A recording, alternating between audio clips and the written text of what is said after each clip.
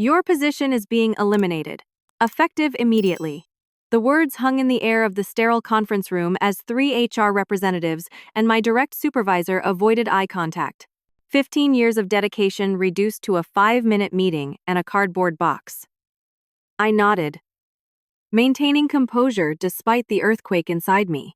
Without argument, I surrendered my badge and walked out, head high. They never asked about the vendor relationships I had personally cultivated. Never questioned who managed the proprietary access protocols. Never realized what they were losing until every critical system locked them out the very next morning. I still remember my first day at MarketForce Technologies. I was 22, fresh out of college with a business degree and big dreams. I started as an executive assistant to Jack Thompson, the CEO at the time. Jack was old school, believed in mentoring young talent and growing people within the company. When he noticed my knack for detail and relationship building, he moved me to the vendor relations department. People do business with people, not companies, Jack always said. That philosophy became my guiding principle as I worked my way from assistant to coordinator to manager, and finally, over 15 years, to senior vendor relations director. The vendor management system I built wasn't just a database of contacts. It was a living ecosystem of relationships, custom protocols, and specialized knowledge. I personally knew the account managers at over 200 vendors. I remembered their kids' names, their vacation spots, their company pain points. This wasn't just being friendly, it translated directly to better terms, faster problem resolution, and significant savings for MarketForce. By my 10th year, my department had saved the company tens of millions through negotiated contracts and streamlined processes. We handled everything from office supplies to critical tech infrastructure. Jack understood the value. Coco, he'd say during budget meetings, your department isn't a cost center, it's a profit generator. That recognition meant everything to me. Then came the merger 3 months ago. A larger tech company bought MarketForce, and Jack retired. The new management team was led by Trevor Walsh, a numbers-focused CFO who barely acknowledged my department in transition meetings. The signs were subtle at first, being excluded from strategic planning sessions I'd previously attended.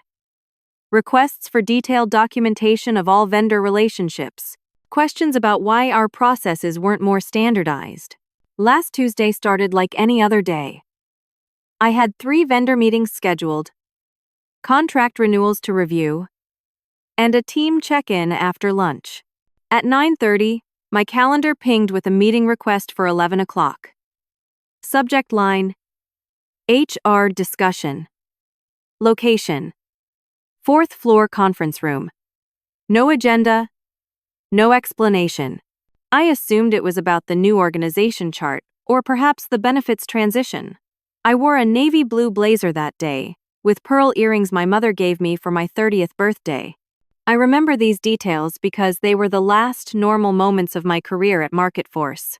The 4th floor conference room was MarketForce's firing squad room. Everyone knew that's where they took people to terminate them. Still, walking in to see 3 HR representatives and James, my direct supervisor, I maintained hope this was routine reorganization business. Please take a seat, Coco, said Linda from HR, her face professionally blank. I sat, placed my notebook on the table, uncapped my pen. Your position is being eliminated. Effective immediately, Linda said. James looked at his shoes. The other HR representatives had identical manila folders open on the table. No one spoke for several seconds. May I ask why? I finally said, my voice steadier than I expected. This is a business decision as part of our post-merger restructuring, Linda recited. Your department is being consolidated under finance. This is not a reflection on your performance. But it was a lie. I knew it was a lie. I nodded, mechanically signing the papers they pushed toward me. Severance details, non-disclosure agreements, return of company property. 15 years of loyalty, ended with no transition plan, no handover of critical information, not even a genuine thank you for your service. They escorted me to my office where a security guard waited with a cardboard box for my personal items. Family photos. My Northwestern University mug. Plant. Desk lamp. I was not permitted to access my computer or take any files. We'll have your personal emails forwarded to you, Linda said, watching me pack. Company policy. I didn't cry. Not in the office. Not in the elevator. Not walking through the lobby past colleagues who averted their eyes. Already aware of what had happened. It wasn't until I was driving home, classical music playing softly on the radio Chopin, I think that my phone rang. The car's Bluetooth displayed Ashley Martinez, my department's financial analyst. Coco, I'm so sorry, she said, her voice hushed. I just heard. Are you okay? I'll be fine, I said automatically. These things happen during mergers. But that's the thing, Ashley said, hesitation in her voice. It's not a departmental restructuring. It's just you. Trevor already hired someone to replace you. His colleague from his old company. Guy named Patrick.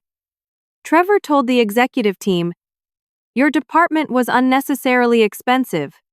And this Patrick person could do it for 30% less. The car swerved slightly as her words hit me.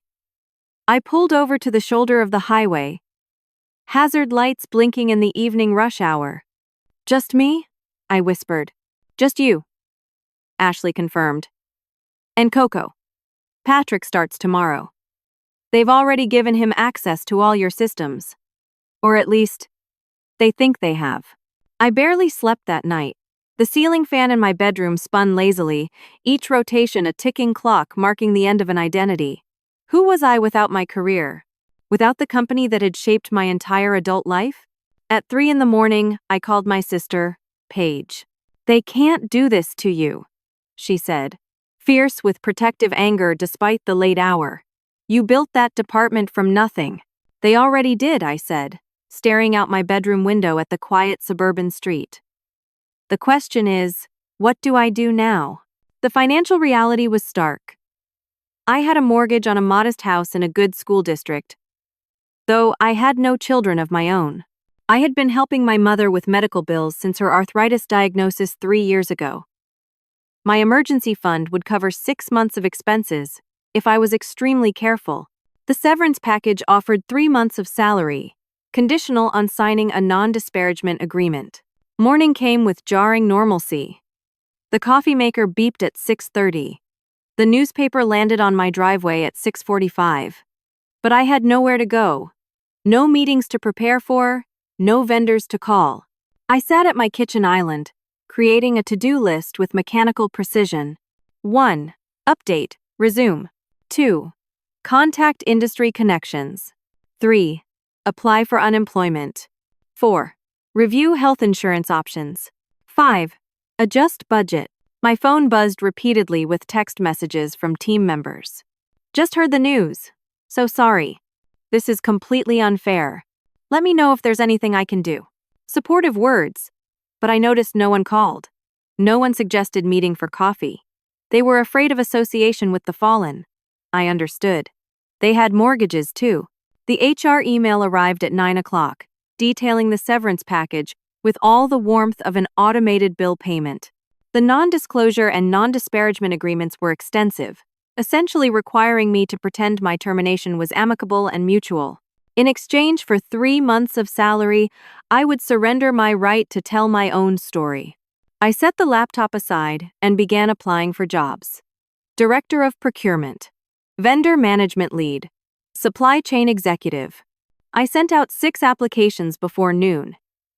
Each cover letter a careful exercise in explaining my sudden availability, without disparaging market force. My first interview was scheduled remarkably quickly. A competing firm needed an experienced vendor manager. The hiring manager, Scott, was friendly on the phone, impressed by my experience. So why are you leaving Marketforce after 15 years? He asked. The question was expected but still painful. The company was recently acquired, and the new management has different priorities, I said carefully. I see. His tone changed subtly. We'll be in touch. He wouldn't be. I knew that tone. Something was off. That evening, my former assistant Jenny called. I shouldn't be telling you this, she began, her voice trembling slightly. But it's not right what they're doing. What's happening?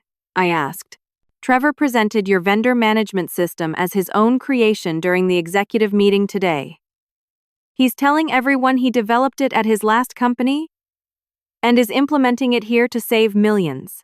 He's taking credit for everything you built, Coco. The betrayal burned worse than the termination.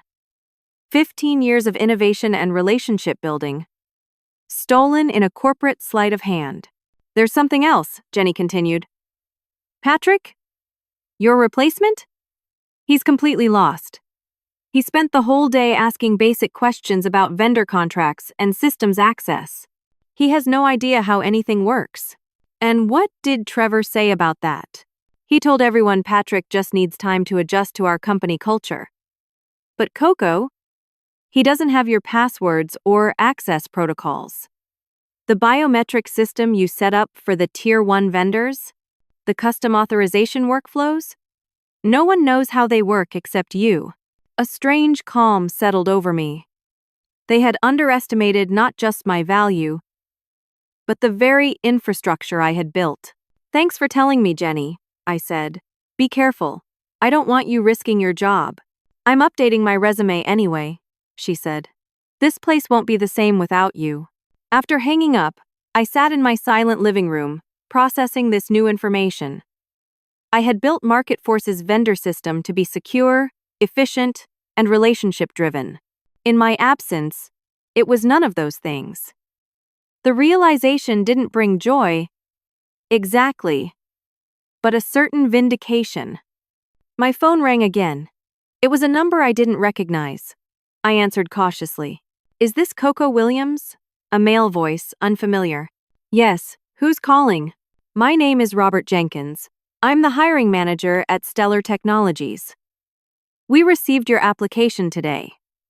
Your qualifications are impressive, but I wanted to ask about your departure from MarketForce. I heard some, performance concerns through the grapevine. My stomach dropped. Performance concerns? I was let go as part of a restructuring following the merger. That's not what I heard from my contact there, he said. Look, I'm just trying to get the full picture before we move forward with interviews. After the call ended, I sat in stunned silence. They weren't just taking my job and my professional accomplishments. They were taking my reputation. That night, I met with a support group of professional women who had faced similar career setbacks. Sarah, a former marketing executive. Diane, a software developer pushed out of her startup. Karen, a sales director replaced by her male assistant. Document everything, advised Karen. Every accomplishment, every email praising your work, every performance review. You'll need ammunition if they're smearing your reputation. But don't burn bridges, cautioned Sarah. The corporate world is smaller than you think. I drove home feeling marginally better, a plan forming. I would focus on opportunities outside MarketForce's immediate competitor circle. I would leverage vendor relationships that predated my MarketForce tenure. I would reinvent myself, painful as that might be. Then my phone rang again. It was Bradley Thomas, a vendor account manager I'd worked with for years. Coco, what the hell is happening at MarketForce? We've been trying to confirm delivery terms for the Johnson project, and no one can access the contract repository or approve the workflow. The whole system keeps rejecting authorization credentials. I don't work there anymore, Bradley, I said quietly. Since when? Since yesterday. A long pause. Well, that explains it. Nobody told us. We just lost the Johnson contract, $3.2 million. Gone because MarketForce couldn't fulfill the basic terms we established months ago. I closed my eyes, visualizing the domino effect already in motion. I'm sorry to hear that. Don't be sorry for us, Bradley said. Their stock dropped 5% today. They're the ones who should be sorry. After he hung up, I opened my laptop and checked MarketForce's stock price. Bradley was right. A 5% drop. With financial news sites speculating about operational issues following the merger. It was just the beginning. By day 3 of my unemployment, a strange pattern emerged. My phone rang constantly, but not with job offers. Vendors, suppliers, service providers, all confused about their MarketForce accounts, all unable to reach anyone who could help them. Coco, I know you don't work there anymore, said Diane from office supply distributor Wilson Partners. But our payment is 30 days late, and no one is responding. We're about to suspend their account. I got an email from someone named Patrick, said Michael from software licensing firm TechPoint, but he's asking for information that's already in the master agreement. It's like starting from scratch with these people. Each call presented an ethical dilemma. These vendors were business contacts, but also relationships I had cultivated for years. Some had become genuine friends. I couldn't ignore their calls, but I also couldn't solve their problems. You need to contact the vendor relations department directly, I told each caller.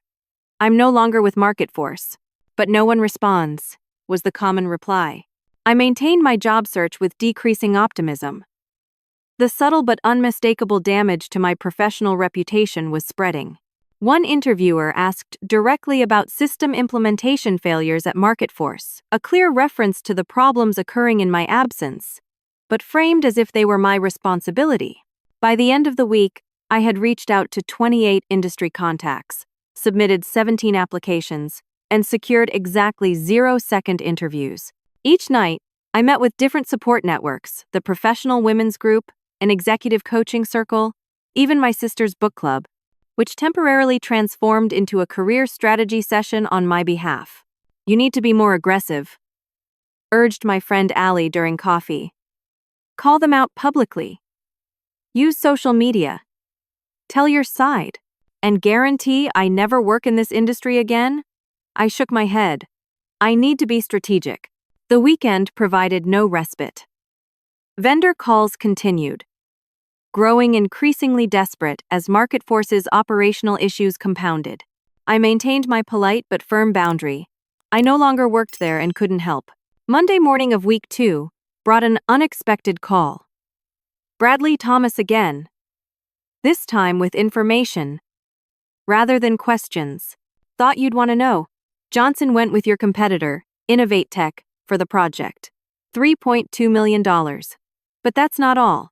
2 other major clients are reviewing their contracts after service failures last week. I'm sorry to hear that, I said automatically. Are you? Bradley's tone was knowing. Look, I'm not asking you to badmouth your former employer, but everyone in the industry knows something's wrong over there. Vendor payments delayed, contract terms confused, authorization systems locked. It's chaos. After hanging up, I checked financial news sites. MarketForce's stock had dropped another 3%. Industry blogs were beginning to speculate about post-merger integration problems. Customer complaints populated social media, tagged with number, MarketForce fail. I felt conflicted. These were my vendors, my systems, my relationships in disarray. Part of me wanted to help. 15 years of professional identity doesn't vanish overnight, but another part recognized the vindication in their struggles. They had discarded me like outdated equipment, only to discover I was the engine. Midweek, my phone displayed a name I hadn't expected. James Anderson, my former direct supervisor. Coco, he began awkwardly. How are you? I'm well, James. What can I do for you? Look, this is unofficial, but we're having some issues with vendor access. Patrick is struggling with the transition. Could you perhaps share some quick notes on the vendor contact protocols? As a professional courtesy? The audacity was breathtaking. I'm afraid all my work materials remained at MarketForce, as per the termination requirements. I wasn't allowed to take any files or records. Yes, but surely you remember the basic systems. The Tier 1 vendor authorization protocols, the contract repository access methods. Those systems were designed for authorized MarketForce personnel only, I said, my voice pleasant but firm. I'm no longer authorized personnel. Coco, be reasonable. This is affecting business operations. I understand, and I sympathize. But I was given 5 minutes to collect my personal belongings after 15 years of service. No transition period, no knowledge transfer, no respect for my contributions. I'm sure you can understand my position. His tone shifted from awkward to irritated. There could be legal implications if these systems were intentionally designed to fail without you. They were designed for security and efficiency, with proper documentation provided to IT and senior management throughout their development. If that documentation wasn't properly maintained or transferred, that's an internal process failure, not my responsibility. After he hung up, I allowed myself a small, satisfied smile. The systems weren't designed to fail without me, but they were designed with my particular workflows and security protocols in mind. Without proper handover, they were labyrinthine to navigate. That evening, I had my most promising interview yet. A smaller firm, Growth Path Solutions, seeking a director of strategic sourcing. The interviewer, Laura, asked insightful questions about vendor relationship philosophy rather than technical specifics. Your reputation for building strong vendor partnerships precedes you, she said, surprising me. Several of our suppliers mentioned your name when we began our vendor consolidation initiative. For the first time since my termination, I felt professionally valued. The interview lasted 90 minutes, ending with plans for a second meeting with their executive team. Driving home, I realized something had fundamentally changed. I was no longer desperately seeking to replace what I had lost. I was beginning to envision something new, potentially better. The MarketForce chapter was closing, painfully but definitively. Then my phone rang with a local number I didn't recognize. The voice was unfamiliar but authoritative. Coco Williams? This is Bradley Madison, industry reporter for TechWire. I'm writing a story about the operational issues at MarketForce following their merger. Multiple sources tell me you recently left the company and that vendor systems you managed are now failing. Care to comment? It was the moment of truth. I could air MarketForce's dirty laundry, confirm their operational collapse in my absence, perhaps even enjoy a moment of public vindication. Or I could take the high road. I'm not able to comment on MarketForce's internal operations, I said carefully. I can confirm I recently left the company after 15 years of service, and I wish them success with their future endeavors. Sources say they're unable to access critical vendor systems without you. Did you intentionally create dependency on your personal management? All systems were created with appropriate security protocols and documentation, with full transparency to management and IT, I repeated. I have nothing further to add. After declining further comment and ending the call, I checked MarketForce's stock price again, down 12% from the day of my termination. Their vendor problems had evolved from internal headache to public relations crisis, and I realized the full scope of my leverage. MarketForce never properly documented my customized vendor system. The two-factor authentication protocols requiring my specific verification patterns. The relationship management processes built on personal connections cultivated over 15 years. The company quite literally could not function without my knowledge.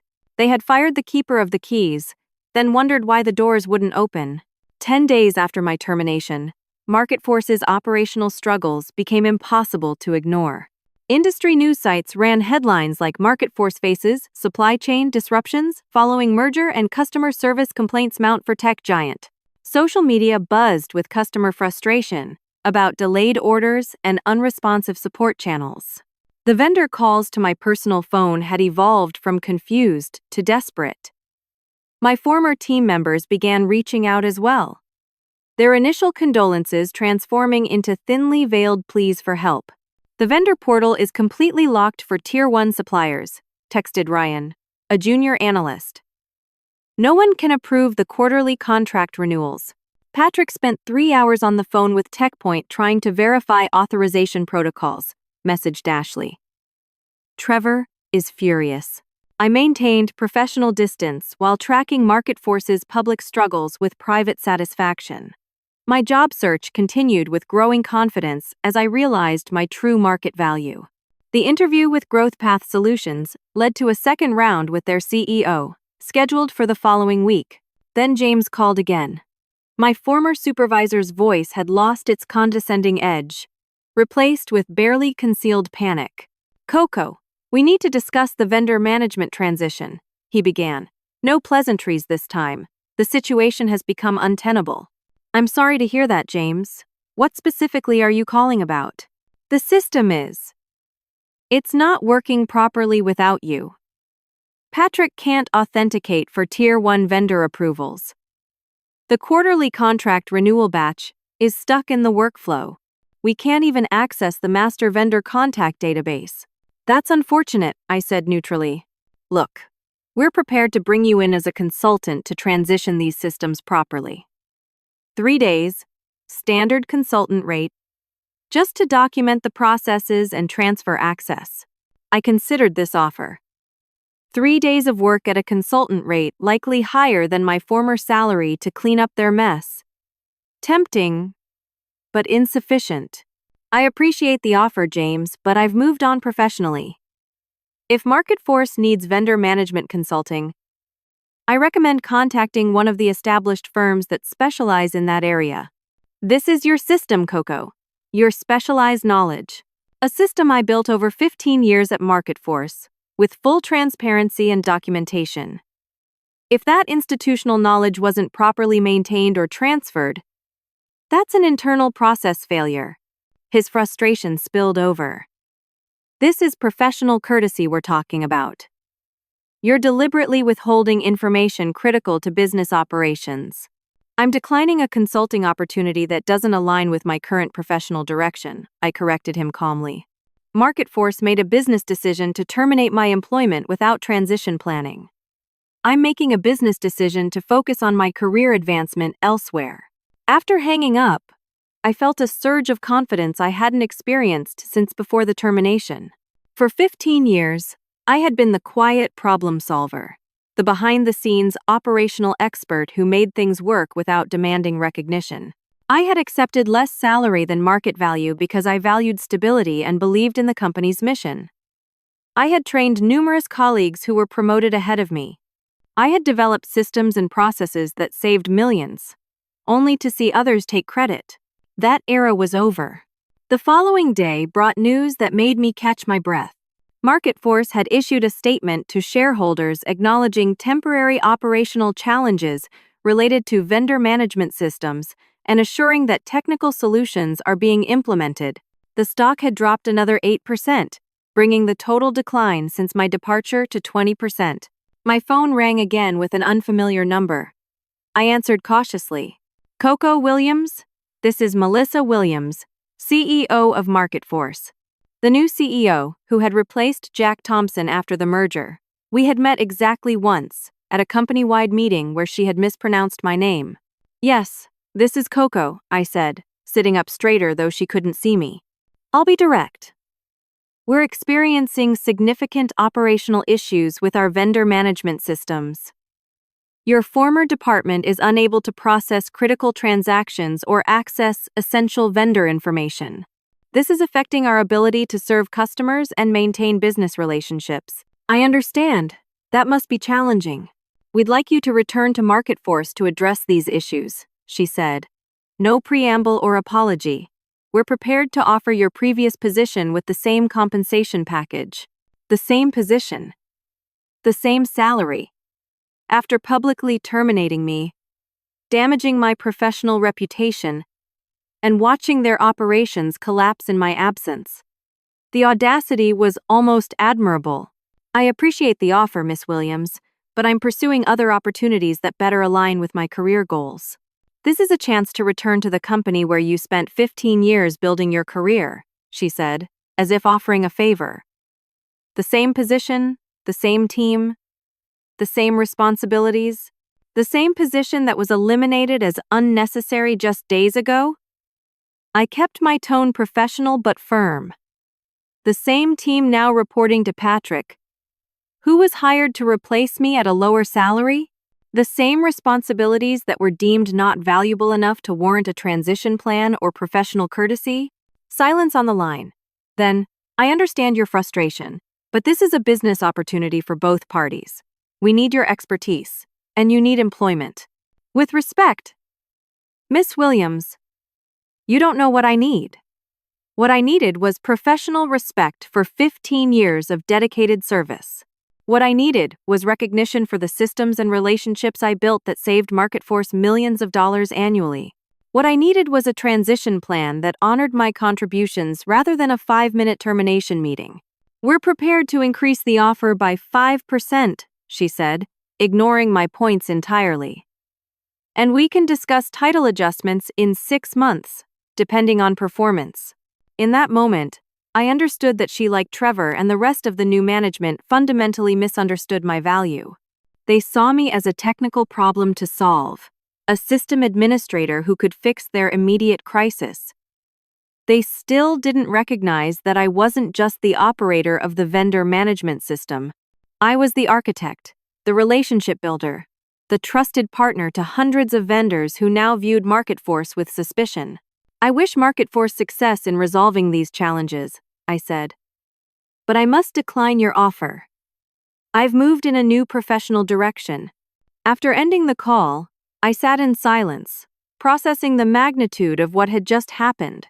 The CEO of a major technology company had personally called to ask me to return. Not with apologies, not with recognition of my value, but with the same position they had eliminated as unnecessary less than 2 weeks earlier. My phone rang again almost immediately. An unknown number, but with the area code for Silicon Valley. I answered cautiously. Coco Williams? This is Alan Gardner, VP of Operations at Innovate Tech. I hope you don't mind me calling directly. But I got your number from a mutual connection in the vendor community. Innovate Tech, MarketForce's largest competitor, and the company that had just secured the Johnson contract worth $3.2 million. How can I help you, Mr. Gardner? Please, call me Alan. I'll be direct. We've been watching MarketForce's operational struggles with great interest, particularly in vendor management. Several of our shared suppliers have mentioned your name as the architect of their previously excellent vendor systems. We'd like to discuss a director position in our strategic partnerships division. I nearly dropped the phone. I'm certainly open to discussions. Excellent. We're prepared to offer a 30% increase over your MarketForce compensation, with director title and team management responsibilities from day one. When would you be available to meet with our executive team? As I scheduled the meeting for the following day, a profound realization settled over me. MarketForce had not just lost an employee when they terminated me. They had lost 15 years of institutional knowledge, relationship capital, and operational expertise. And now, that value was being recognized by their biggest competitor. The tables had turned completely. I was no longer the discarded employee desperately seeking new opportunities. I was a sought-after asset with leverage, options, and rising market value. And MarketForce's nightmare was just beginning.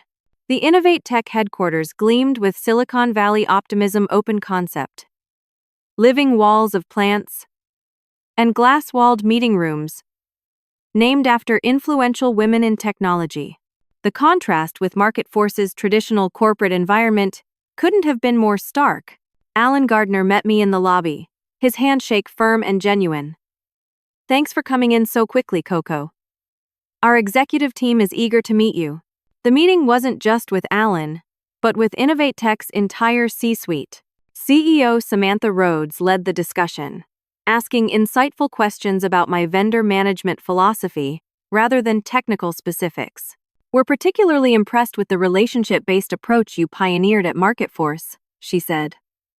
Our own vendor systems are efficient but lack that personal touch that creates true partnerships. For 2 hours, I outlined my vision for vendor management as a strategic advantage rather than a back-office function. I detailed how personalized relationships and customized systems had saved MarketForce millions while creating loyalty that survived price competitions. In the Johnson contract situation, I explained carefully, without disparaging my former employer, the deciding factor wasn't price or technical specifications.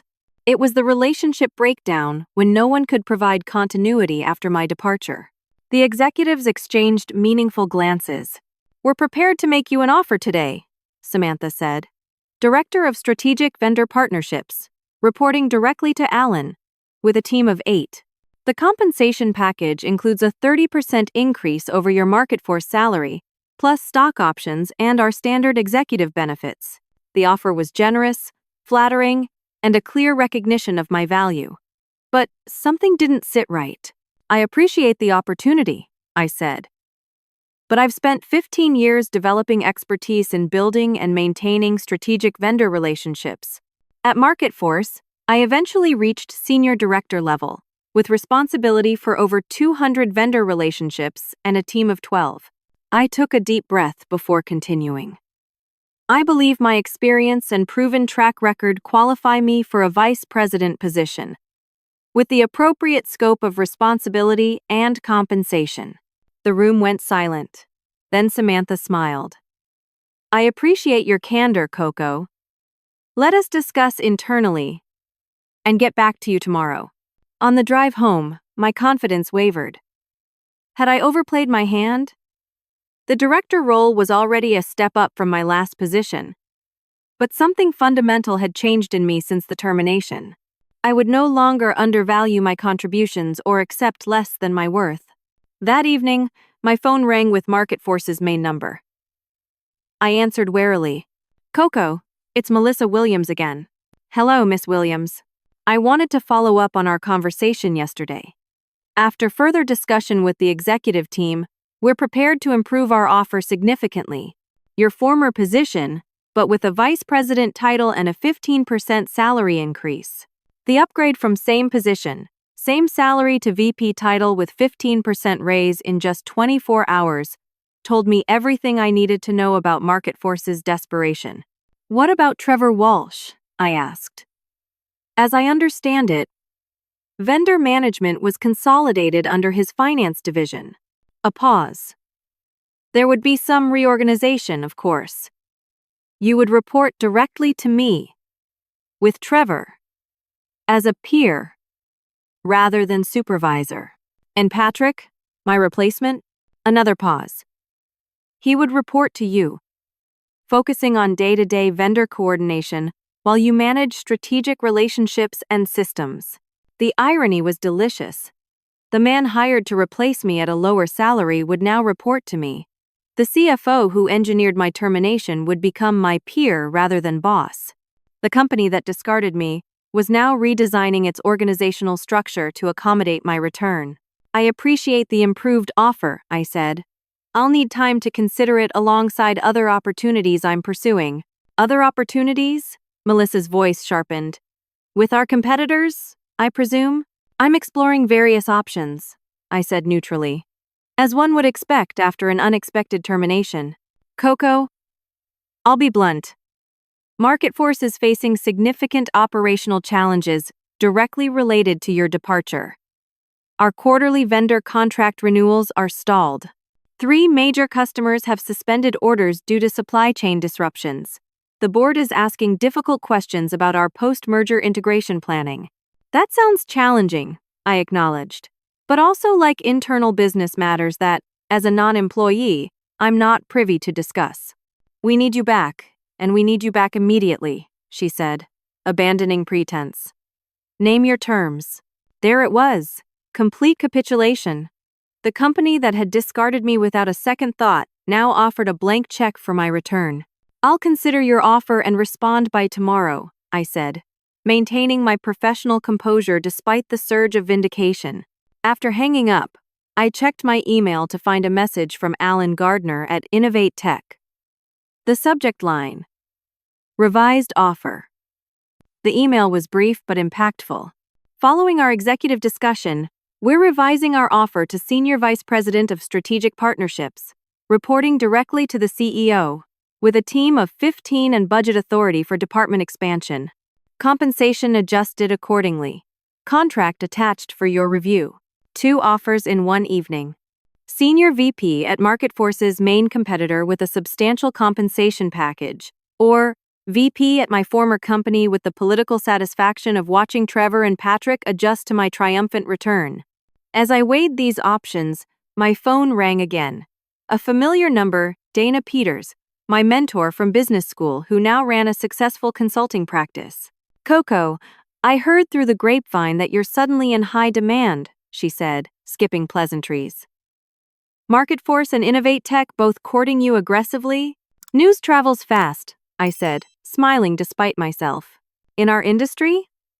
Lightning fast. But there's something you should know before you make any decisions. This isn't just casual industry gossip." Her tone turned serious. "My firm was hired to conduct a confidential audit of Trevor Walsh's previous company after some financial irregularities were flagged. I can't share specifics, but I can tell you the SEC is investigating him for corporate espionage and financial improprieties." "What?" I nearly dropped the phone. "Trevor has a pattern of entering companies after mergers, identifying key personnel who might expose his schemes, and eliminating them quickly under the guise of restructuring. He then implements systems that allow him to funnel contracts to shell companies he secretly controls." The pieces clicked into place. My termination wasn't just about saving salary costs or bringing in Trevor's colleague. It was because my vendor oversight role would have eventually exposed his scheme. "Is Market Force aware of this investigation?" I asked. "Not officially, but rumors are swirling. The SEC moves carefully in these cases, building evidence before making anything public. But given your expertise in vendor management and your sudden termination, I thought you should have this context before making any career decisions." After thanking Dana for the information, I sat in stunned silence, processing this revelation. Trevor hadn't just undervalued me. He had targeted me because my role threatened his illegal activities. My termination wasn't a cost-cutting measure. It was an attempt to remove oversight. The choice between offers suddenly became crystal clear. There was no scenario where returning to Market Force made sense, regardless of title or compensation. The company culture that allowed Trevor to target dedicated employees for termination to facilitate his schemes was fundamentally broken. My phone rang yet again. Innovate Tech's Alan Gardner. "Coco, I just wanted to check if you received our revised offer and whether you have any questions." "I did receive it, thank you. It's very generous. We think it reflects your true value. But there's something else I wanted to discuss, if you're open to it." "I'm listening." "Several of your former team members have reached out to us about opportunities.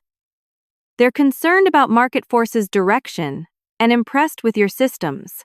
We're prepared to create positions for the best of them, if you're interested in rebuilding your team here." The final piece fell into place. Not only could I advance my own career with a company that recognized my value, but I could also provide opportunities for team members who had supported me. "I'm very interested in that possibility," I said, a plan forming. "In fact, I have some thoughts on building an even better vendor management system with the right team." As we discussed possibilities, Market Force's missed opportunity became increasingly clear. They had possessed a world-class vendor management system and the team who built it. They had enjoyed 15 years of my loyalty and innovation. And they had discarded it all for short-term cost savings and to facilitate one executive's corrupt schemes. Their catastrophic mistake was about to become Innovate Tech's transformative opportunity. The following morning, I crafted careful responses to both offers. To Melissa, at Market Force. "After careful consideration, I must decline your offer to return to Market Force. While I appreciate the recognition of my contributions implied by your improved offer, I believe the company's current direction doesn't align with my professional values and career goals. I wish you success in resolving your operational challenges." To Alan at Innovate Tech, "I'm pleased to accept your offer for the Senior VP position, with 2 requests for consideration. First, I'd like to bring up to 5 key team members from my former department, subject to your approval of their qualifications. Second, I propose a 3-month onboarding period where I can develop a comprehensive strategic vendor partnership framework before assuming full operational responsibilities." Both responses reflected my new professional reality. I wasn't desperately seeking employment. I was evaluating opportunities based on their alignment with my worth and values. I wasn't begging for recognition. I was establishing terms that reflected my expertise and vision. Alan's response came within the hour.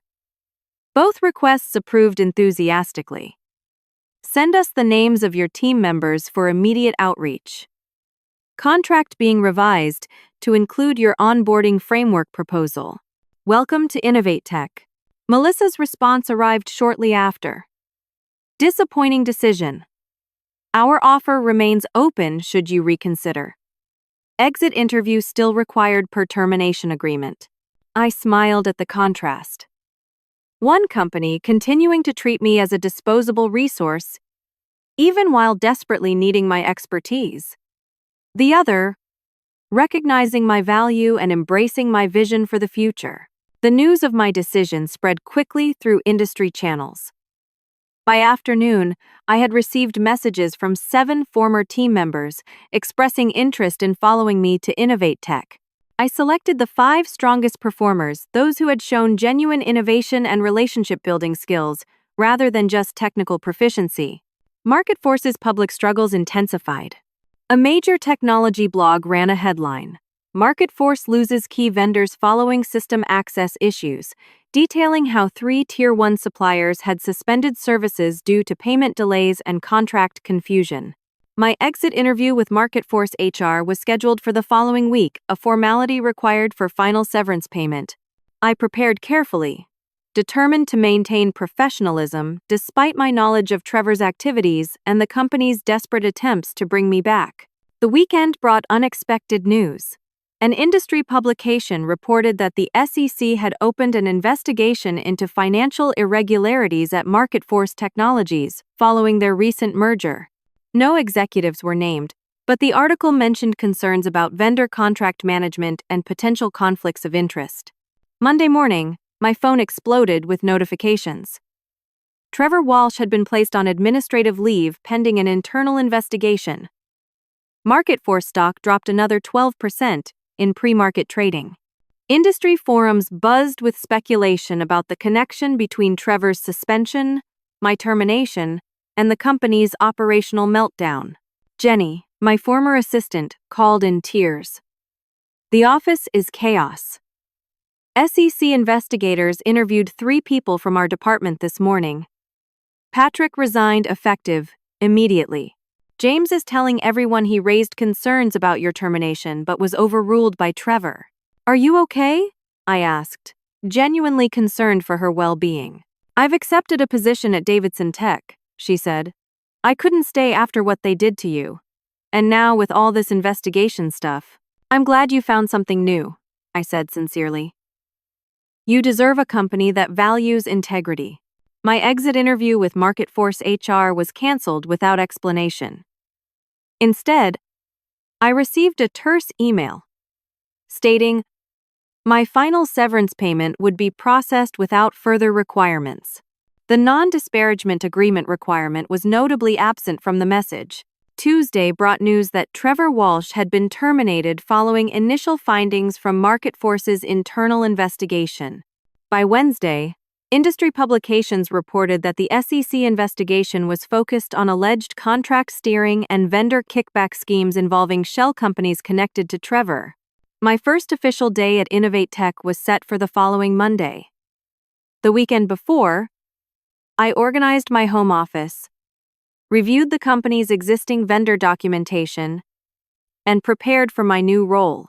The transition felt simultaneously surreal and inevitable, the culmination of professional growth that had been constrained at Market Force. Sunday evening, my phone rang with Melissa Williams' personal number. Coco, I hope I'm not disturbing you, she began, her tone markedly different from our previous conversations. Not at all, I said neutrally. How can I help you? I wanted to speak personally before you begin your new role. The situation at Market Force has evolved significantly since our last conversation. So I've heard. Trevor's actions were unknown to the board and executive team. His targeting of your position was part of a larger pattern we're still uncovering. A pause. I want to apologize personally for how your termination was handled. It was unprofessional, and, we now understand, potentially motivated by concerns that your vendor oversight role would expose inappropriate activities. The apology was unexpected but insufficient. I appreciate you reaching out, I said carefully. 15 years is a long time to give to a company. The manner of my departure was difficult. We've implemented new termination review protocols, she continued. No long-term employee will be released without executive review and appropriate transition planning.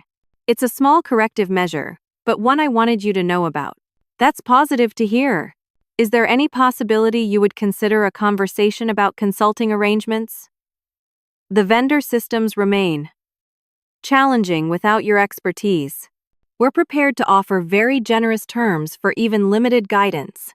Even now, she was seeking a business solution rather than truly acknowledging the human impact of their actions. I'm afraid that won't be possible, I said. My new role includes exclusivity provisions, and I'm fully committed to building something innovative at Innovate Tech. After ending the call, I reflected on how profoundly my professional identity had transformed in just 3 weeks. From terminated employee to sought-after executive, from system administrator to strategic visionary, from undervalued resource to recognized expert. The lessons were painful but transformative. My worth wasn't determined by one company's failure to recognize it. My expertise wasn't diminished by their decision to discard it. My professional future wasn't limited by their short-sighted actions. Market force had made a catastrophic error in judgment, one that would cost them millions in market value, operational disruption, and reputational damage. But their mistake had forced me to recognize and assert my true value in ways I might never have done otherwise. Sometimes, being pushed off a cliff teaches you that you've had wings all along. 1 year later, I stood at the podium in Innovate Tech's largest conference room, presenting the quarterly results of my strategic partnerships division to the executive team. The presentation slides told a compelling story. Vendor relationship satisfaction, up 37%. Contract negotiation savings, $12 million year to date. Supply chain disruption incidents, down 62%. Vendor partnership innovation initiatives, 17 launched, 9 completed. CEO Samantha Rhodes nodded approvingly as I detailed how our relationship-centered approach had transformed Innovate Tech's vendor ecosystem from transactional to truly collaborative. The customized authentication system we implemented allows secure but streamlined access for Tier 1 vendors, I explained. But more importantly, our quarterly relationship reviews focus on mutual growth opportunities rather than just cost-cutting. My team sat in the front row, including the 5 former Market Force employees who had followed me to Innovate Tech. Each had thrived in the new environment, receiving promotions and recognition impossible in their previous roles. Jenny had joined us 6 months ago after her position at Davidson Tech proved disappointing. Now serving as my senior operations manager. Questions? I asked as I concluded the presentation. Just one, said Samantha. When can we implement these systems across our international divisions? I smiled. That's our next quarter's initiative. My team has already developed the localization framework. The meeting ended with handshakes and genuine congratulations. As executives filed out, Alan Gardner lingered behind. Quite a difference from a year ago, he said, referencing my early days at the company. Hard to believe sometimes, I admitted. Market Force announced another reorganization yesterday, he mentioned casually. Third one? Since the Trevor Walsh scandal broke. Their stock still hasn't recovered. I nodded but offered no comment. Market Force's continued struggles weren't my concern anymore.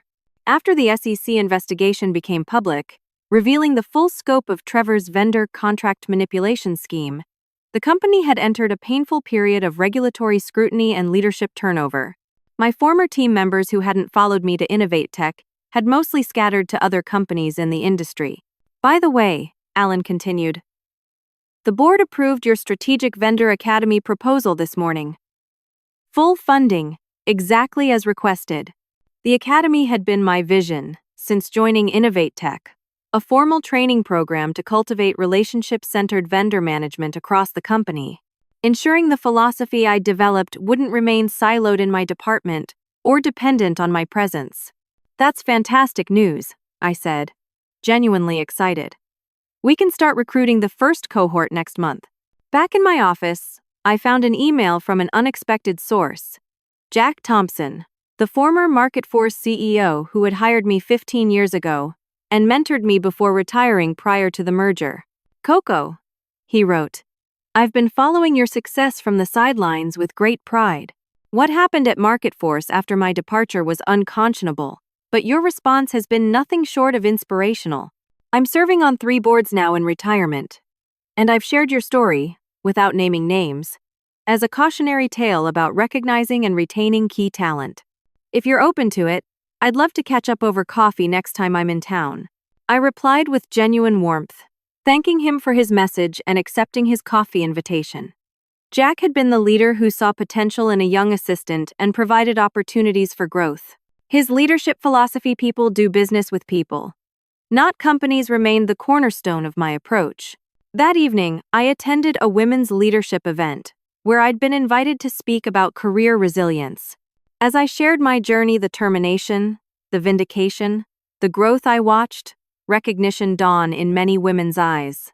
My story resonated because so many had experienced some version of professional devaluation. The most important lesson I learned, I told them, wasn't about vendor management systems or corporate politics. It was about recognizing my own value, even when others failed to see it. For 15 years, I accepted less than market value compensation because I valued stability. I watched others take credit for my innovations because I prioritized teamwork over recognition. I built systems that saved millions without demanding appropriate title or authority because I thought my work would speak for itself. I paused, looking around the room of attentive professional women. But when those 15 years ended with a 5-minute termination meeting, I was forced to confront an uncomfortable truth. I had been complicit in my own undervaluation. I had accepted less than I was worth because I didn't recognize my true market value. After the event, a young woman approached me tentatively. I'm in a similar situation now, she confided. I manage our entire customer service operation, but I'm still titled as a coordinator, while men with less responsibility have manager titles and higher salaries. I've been afraid to push for more because I need the job. I recognized my former self in her words. What would happen if you documented your responsibilities and contributions, researched comparable positions in the market, and presented a business case for reclassification and appropriate compensation? They might say no, she said, voicing her fear. They might, I acknowledged. And then you'd have valuable information about how they value your contributions, which should inform your next career move. That's terrifying, she admitted. It is, I agreed. But continuing to accept less than your worth is also terrifying, in a quieter, longer-term way.